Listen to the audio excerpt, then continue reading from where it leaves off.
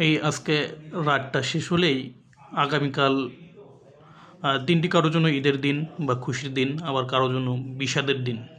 ঈদের দিন হচ্ছে যারা গত 17 বছর গুম, খুন, জেল, জুলুম, নির্যাতনের শিকার হয়েছেন, মৃত্যুবরণ করেছেন বা অঙ্গহানি হয়েছেন, তারা কালকে আনন্দ উল্লাস করবেন, হয়তো মিষ্টি বিতরণ করবেন, মিছিল করবেন। পক্ষান্তরে যারা গত 17 বছর এই শেখ হাসিনার ক্ষমতায়িত হয়ে মানুষের উপর জুলুম নির্যাতন করেছেন, তার হয়তো কিছুটা দুঃখ পাবেন, ব্যথিত হবেন, বিষাদপূর্ণ হৃদয় নিয়ে ঘুরবেন। এই পরিণতির জন্য আসলে এদেশের মানুষ এই দিনটির জন্য অপেক্ষা করছিল শেখ হাসিনার বিচার দেখার জন্য। তার সঙ্গে যারা বিভিন্ন সময় হত্যা, গণহত্যা, জুলুম, নিপীড়নে অংশ নিয়েছিলেন, তাদের বিচার দেখার জন্য।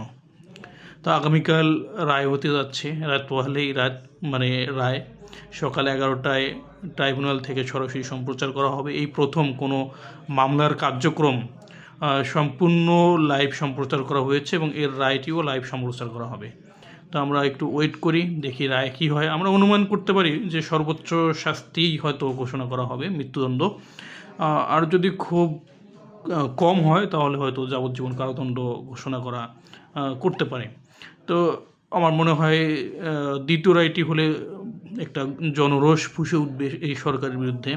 আর প্রথম রায়টি হলে কালকে হয়তো সারা দেশে আনন্দের জোয়ার বইবে, সারা দেশে মিষ্টি বিতরণ হবে। আর এই রায়কে ঘিরে আওয়ামী লীগ ইতিমধ্যেই বিভিন্ন ধরনের নাশকতামূলক কর্মকাণ্ড পরিচালনা করছে। তারা যাতে জনগণের জানমালের উপর কোনো ধরনের আঘাত করতে না পারে, এই নিরাপত্তা দেওয়ার দায়িত্ব সরকারকে এই নিরাপত্তা অবশ্যই নিশ্চিত করতে হবে। আমরা আশা করি সরকার জনগণের জানমালের নিরাপত্তায় সব ধরনের পদক্ষেপ গ্রহণ করবে। একই সঙ্গে সরকার যেহেতু একটি দুর্বল সরকার, রাজনৈতিক দলগুলোর এখানে যথেষ্ট দায়িত্ব এবং কর্তব্য আছে সারা দেশের আইন শৃঙ্খলা পরিস্থিতি স্বাভাবিক রাখার ক্ষেত্রে সক্রিয় ভূমিকা রাখা। আমরা রাজনৈতিক দলগুলোর কাছ থেকে, সরকারের কাছ থেকে, আইন শৃঙ্খলা বাহিনীর কাছ থেকে খুবই দায়িত্বশীল আচরণ প্রত্যাশা করি, দায়িত্বশীল ভূমিকা প্রত্যাশা করি।